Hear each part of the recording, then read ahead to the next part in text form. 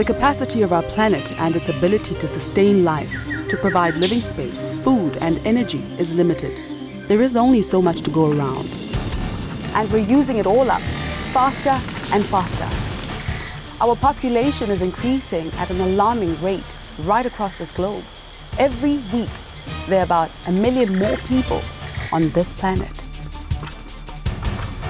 I cannot live like this. We are seeing 3 separate effects coming together. The demand for energy is soaring.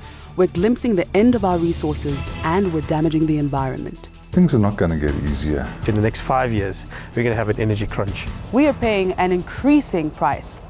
That price is called global warming. Africa is one of the most vulnerable continents to climate change.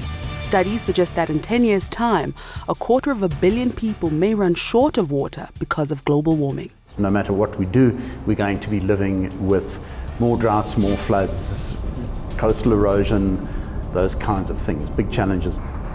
It's a sobering picture of a critical time in our history. So are we all doomed to starvation then? To fighting each other over dwindling and ever more costly resources? To watching the sea levels rise and hurricanes drown millions? It's no longer just a scenario from a science fiction story.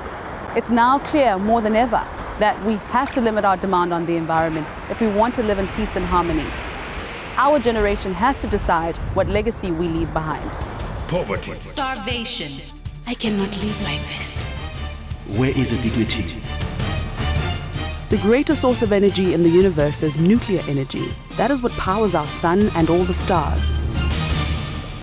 There are 2 drivers here. On the one hand, there are more and more people in the world requiring a higher life standard. India and China in particular are players there. But then on the other hand, you've got this awkward thing called climate change, where the more we burn, the worse things get for our children and their children and their children's children. The world is changing because we're burning fuel. To change that requires choices that are not easy. It requires us to be efficient, fuel efficient, to cut back.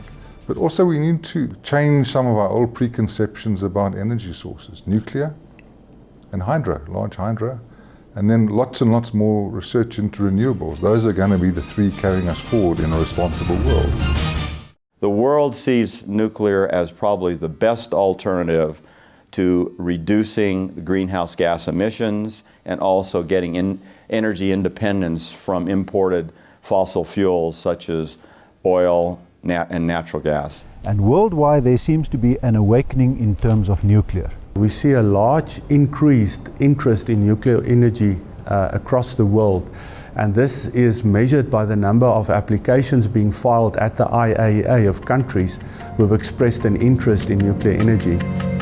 We must harness nuclear energy responsibly to help humankind face its growing challenges into the future.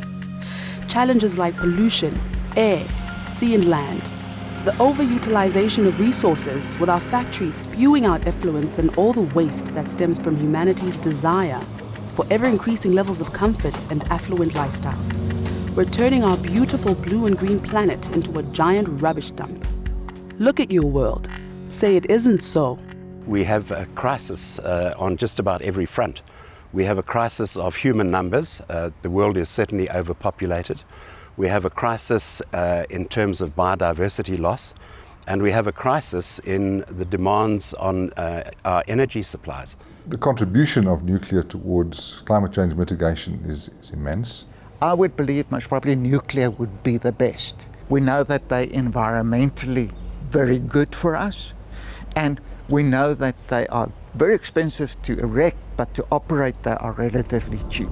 It all comes down to our civilization's ravenous appetite for the things that we make. And that means more and more energy for factories, mines, transport, food production, and our homes. Where does all that energy come from? Let's look at the world picture first.